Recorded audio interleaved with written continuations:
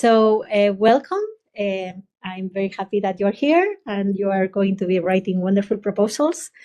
New and important features in JWST Cycle 5.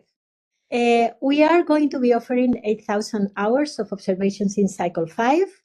It was slightly reduced from 8,500 hours that. Oh, sorry. Can you still see the presentation? Yes, we can. Okay, sorry, something came up in my screen. So it was slightly reduced from 8,500 hours that were offered in Cycle 4, but this is because we want to have a balance between having a good pool of programs so we can schedule the observatory very efficiently while completing all those programs in a timely manner. The breakout in the different size categories is going to depend on the proposal pressure for those categories. So we won't know the exact number of hours that will go into very small, medium, and large programs until we get the Cycle 5 submissions. But based on the proportional allocation in Cycle 4, this is the expectation that we have for this cycle. And we anticipate that up to 1,000 survey targets will be planned for Cycle 5. Oh, let me move. There you go. Regarding instrument updates, this summarizes what we are offering this cycle. First, a disclaimer, and it is during Cycle 5, we are offering the full suite of JWST capabilities, but plus these new capabilities that are listed on this page. However, given the uncertainties in NASA funding levels at the time of this call, these capabilities that will be ultimately available may be different from those offered at these times. And of course, if something changes, you will be informed through late-breaking news in the call and through newsletters. There will be plenty of opportunities for you to get this information. With MIRI, there is the MIRI wide-field listless spectroscopy is now offered as a prime mode. With regard to the MRS count rates, please visit the MIRI MRS calibration status page. Very important to be up to date with the documentation. All the information is in there. With NIRCam, it is now possible to obtain coordinated parallels with NIRCam imaging when NIRSPEC IFU is prime. There is a new NIRCam medium deep readout patterns and new support for NIRCam DHS GRISM. There is also a new multi-stripe readout mode that is offered for nearest source, and it is now possible to execute shadow observations for moving targets. So now let's talk about new initiatives that we have made available in the Cycle 5 call for proposals. So there is a new long-term monitoring initiative. So proposers may request up to 3 cycles as a future cycles proposal. This is not new. This is something that has been available in previous cycles. The new part is that now they can request up to 5 cycles under the new long-term program, the long-term monitoring initiative. If you apply to one of these proposals, you need to mark that to flag that in the APT form. Very important to flag it in the APT form. The cycle-by-cycle breakdown of the requested observations needs to be described not only in the PDF, but also in the APT proposal information form using this future cycles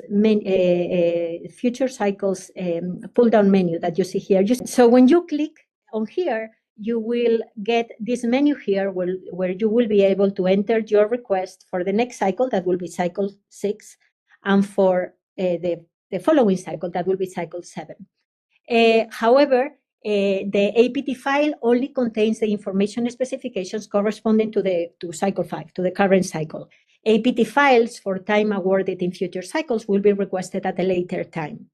Remember, if these fields are not marked and filled out, the future cycle requests or the long-term request might not be met, even if it is described in the PDF of the proposal. So Carla is also going to talk about this in the APT presentation. Very important, please, check make sure that you are flagging all this in the APT proposal information form. Don't forget to do that. Now that we are talking about future cycle requests, some targets of opportunity are also part of these requests for future cycles. So the standard target of opportunity proposals have a duration of only one cycle. However, there are other flavors of target of opportunity proposals that can request observation in future cycles. One is the carryover TO programs. Proposers may apply for carryover status if the target phenomena have a low probability of occurrence during one cycle. The proposal needs to include an estimate of the likely probability of occurrence in cycle 5, and then carryover TOs are allowed for both disruptive and non-disruptive observations. So carryover is one flavor of TOs. Another flavor is the future cycles TOs. As with other geocategories, non-disruptive TO proposals can request triggers in up to 3 cycles, that's 5, 6, and 7, as a future cycles program, or up to 5 cycles under the new long-term monitoring initiative.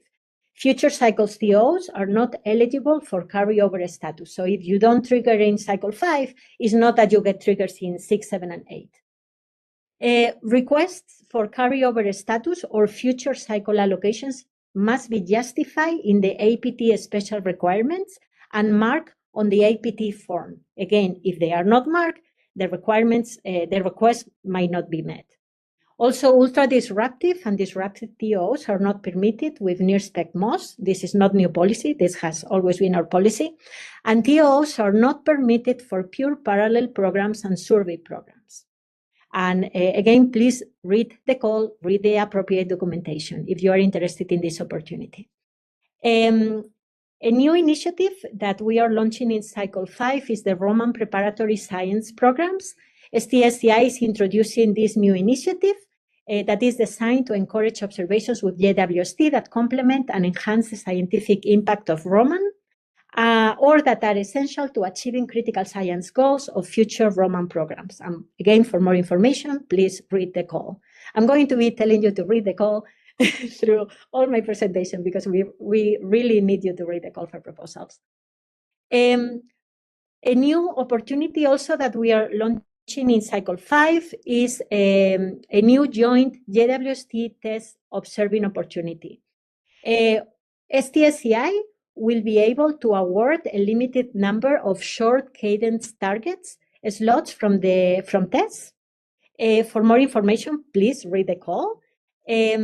We are also continuing to offer joint opportunities with ALMA, Chandra, HST, NASA Keck, NOIR Lab, NRAO, and XMM. Joint programs should only be submitted to one facility, not both observatories. And here you see it explicitly describes where you need to submit the proposal. For JWST, ALMA, HST, and NRAO joint proposals, the proposal should be submitted to the observatory that requires the larger time allocation, where 1 JWST hour is equivalent to 1 HST orbit. For Chandra and XMM, the proposal should be submitted to the facility that represents the prime science. And for Keck, NOIR Lab, and TESS, the proposal should be submitted as a response to the JWST call only because they don't award JWST time. Proposers are responsible for fulfilling all necessary requirements requested by the partner observatories. It is assumed that there is no requirement on the relative timing of the JWST and partner observatory observations. A request for contemporaneous or near simultaneous observations can be made if scientifically justified and technically feasible, but there is no guarantee that this will be executed. The only criterion beyond the usual review criteria is that both sets of data are required to meet the primary science goals. And also it is possible to apply to multiple partner observatories at the same time. Regarding these programs, again, you have to mark them. They have to be described not only in the special requirements in APT, in the coordinated telescope section of APT. They have to be described in the coordinated observation sections of the PDF. But this information also needs to be flagged in the APT proposal form. If you see my mouse here, you have to check on multi-observatory, and then if you are applying as a response to the cycle 5 call, you will put that JWST is primary, and then in this will appear, this menu will appear, and you will enter your time request for the partner observatories to which you are applying. If in the case that you are applying to other facilities where JWST is secondary, then you will put here secondary, and then in that case, you will need to complete an APT file for the JWST observations later on. And in there, you will be prompted to identify the primary observatory and provide the primary proposal ID. Now that we are with the APT form, proposers are required to include all the relevant information specifications, including any special requirements for each observation in both the APT submission and the PDF attachments. Again, proposers must fill the APT form, proposal information form appropriately using the checkboxes and the expandable menus. Again, if these fields are not marked and filled out in the APT, those requests may not be met, even if they are described in the proposal. There is a new page that summarizes the items that must be complete at the proposal stage. This page is called JWST Observation Planning Essentials. I encourage you to look at that page to make sure that your proposal is complete.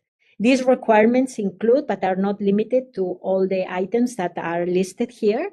One thing that we want to make sure is that we are not overwhelmed with requests for program change requests, because these take resources, and from now on the Telescope Time Review Board will become stricter in its approvals of change requests derived from proposals lacking the appropriate observation specification and special requirements. This is why we are asking you to please make sure that you fill out all that information in your submission. Let's talk a bit about coordinated parallel observations. Coordinated parallel observations are those in which simultaneous observations are made with an instrument other than the primary instrument. Starting this cycle, coordinated observations may be proposed to advance goals that complement or enhance the prime science. They are no longer required to be closely aligned with the prime science. So this is a change. The scientific justification for the coordinated observations should be described in the Justify Coordinated Parallel Observation sections of the PDH attachment. And you have here the list of the coordinated parallel modes that will be supported during cycle 5. And nearest WFSS with NIRCam WFSS is not supported as a coordinated parallel. So we've been talking about coordinated parallels. Let's talk a bit about pure parallels. In this case, the pure parallels utilize instruments other than the primary instrument on observations from unrelated proposals using slots that are not used by coordinated parallels. So this is to increase the efficiency of the observatory. Pure parallel observations will not be allowed to influence the dither pattern or other aspects of the observing strategy of the primary observations to which they are attached, and they are only paired with same cycle programs, so they don't have a carryover status. And target of opportunity observations are not allowed for pure parallels.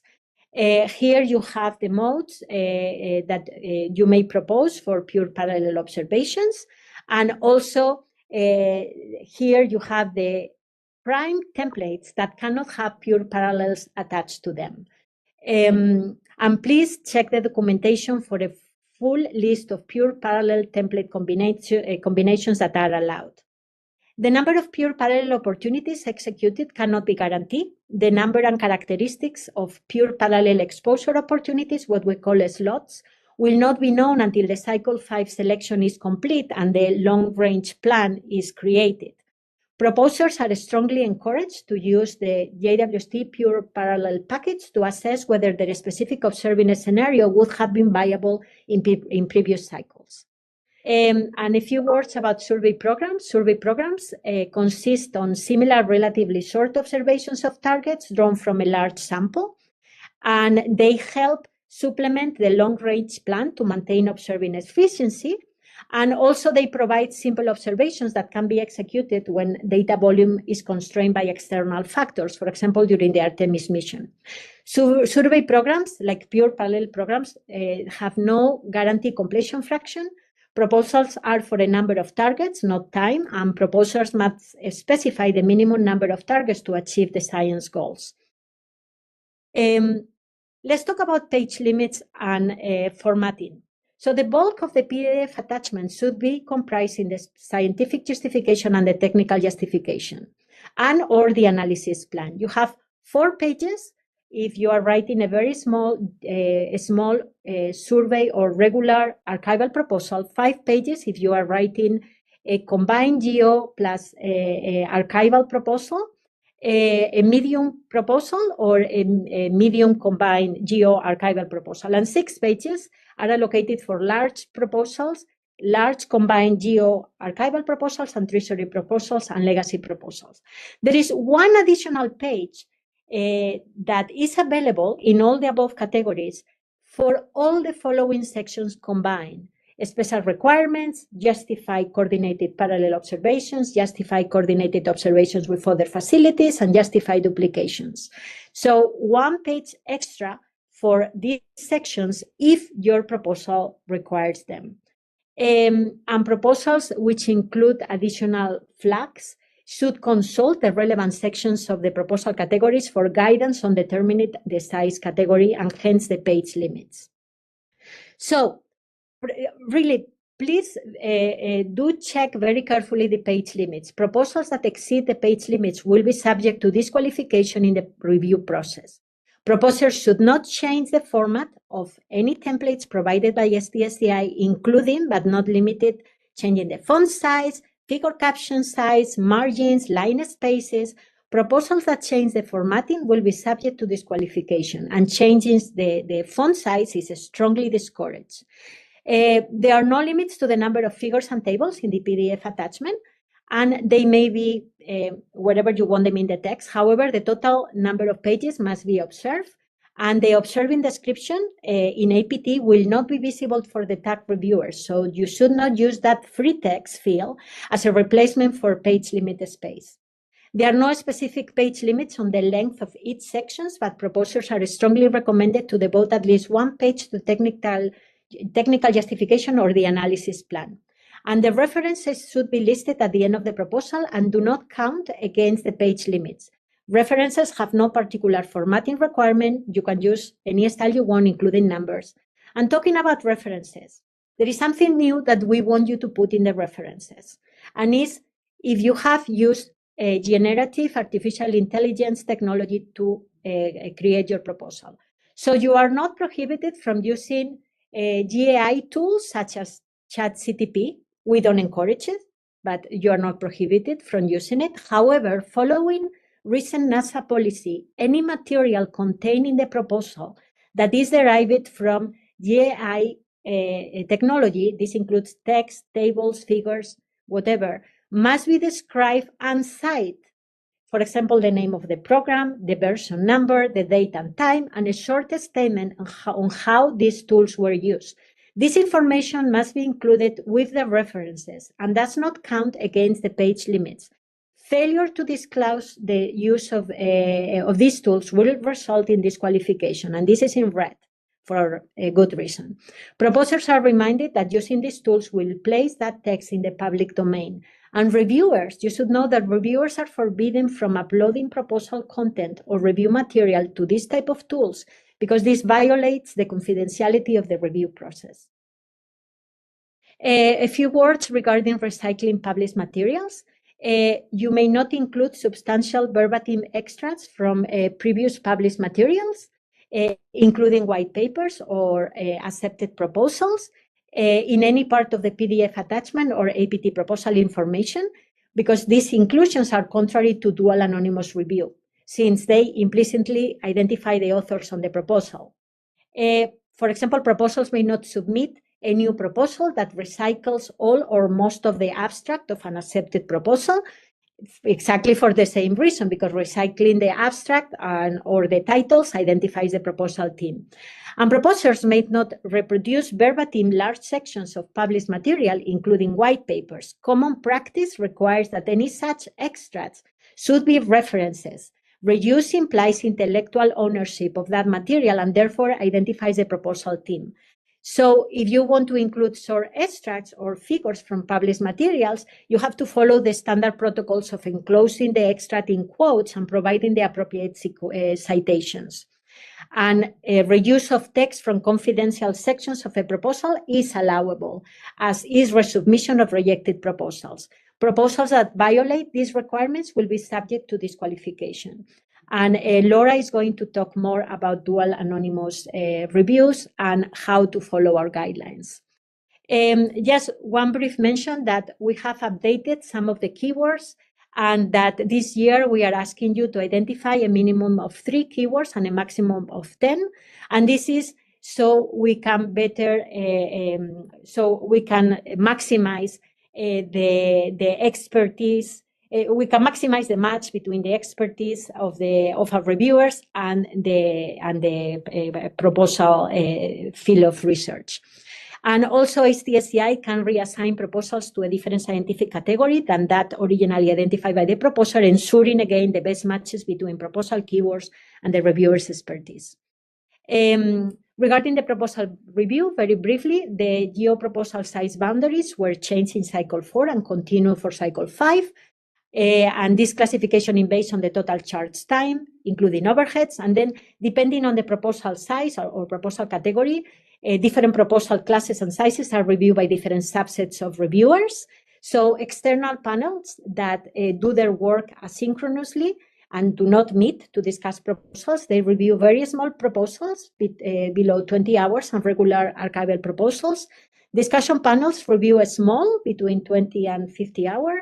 Medium proposal between 50 and 130 hours, and all target of opportunity proposals regardless of size. Discussion panels are the ones that actually meet. They meet online for 4 days. And executive committees, there are 2 executive committees, as in cycle 4. There is the galactic and the extragalactic. They review large programs, more than 130 hours, all treasury geo programs regardless of size, legacy archival programs, and all other requests for substantial resources, such as large pure parallel programs. Proposers should note the breadth of expertise in each panel and write for the appropriate audience. Know that the proposals are graded on their in-field impact and out-of-field impact by reviewers with expertise that closely matches that of the proposal, but also by reviewers with more distant expertise. And just I leave you with this slides with the proposal timeline. The deadline is October 15th, and the proposals will be discussed. The panels will meet February 2nd to February 6th, the discussion panels, and the executive committee will meet February 9th to February 12th. And then the results from the selections will be notified in mid-March.